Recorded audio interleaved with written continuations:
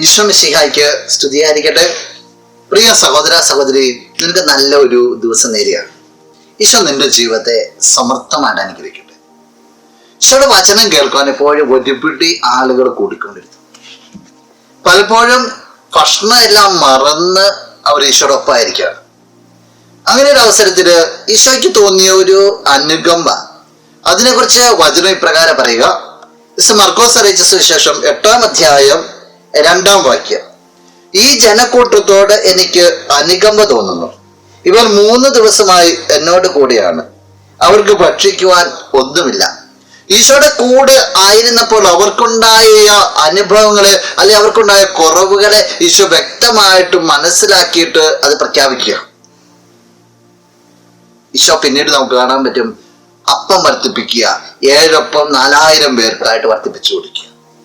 നീ ഈശോയുടെ കൂടെ ആയിരിക്കുമ്പോൾ നിന്റെ കുറവുകള്, നിന്റെ പരിമിതികള്, നീ അനുഭവിക്കുന്ന പ്രതിസന്ധികള് നിന്റെ ഈശോ അറിയുന്നു. അതിന് പരിഹാരം കൊണ്ടുവരുന്ന ഒരു സൂചനയാണ് ഈ വചനം നൽകുക. ഈ പരിഹാരം അനുഭവിക്കുവാൻ, ഈശോയുടെ ഇടപെടൽ അനുഭവിക്കുവാനായിട്ട് നിനക്ക് സാധിക്കട്ടെ. നമുക്ക് പ്രാർത്ഥിക്കാം. കണ്ണുകളടച്ച് കരങ്ങൾ കൂപ്പാം. നല്ലവനായ കർത്താവേ, നിന്നെ ഞാൻ സ്തുതിക്കുന്നു, ആരാധിക്കുന്നു, മഹത്വപ്പെടുത്തുന്നു. നിന്റെ നിറസാന്നിധ്യം, നിന്റെ ഇടപെടൽ അനുഭവിക്കുവാനായിട്ട് ഈ വ്യക്തിയെ നീ അനുഗ്രഹിക്കുന്നു. ഇന്നത്തെ ദിവസത്തിന് വേണ്ട എല്ലാ നന്മകളും കൃപകളും ഐശ്വര്യവും എല്ലാം നൽകണമേ. നിന്റെ സംരക്ഷണത്തെ വ്യക്തി പൊതിഞ്ഞ് പിടിക്കണമേ, ഇപ്പോഴും എപ്പോഴും എന്നേക്കും. ആമേൻ.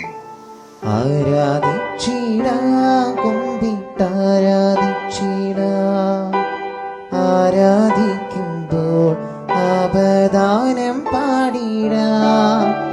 ആ പൂജിതമാ രക്ഷാനാമം വാഴ്ത്തി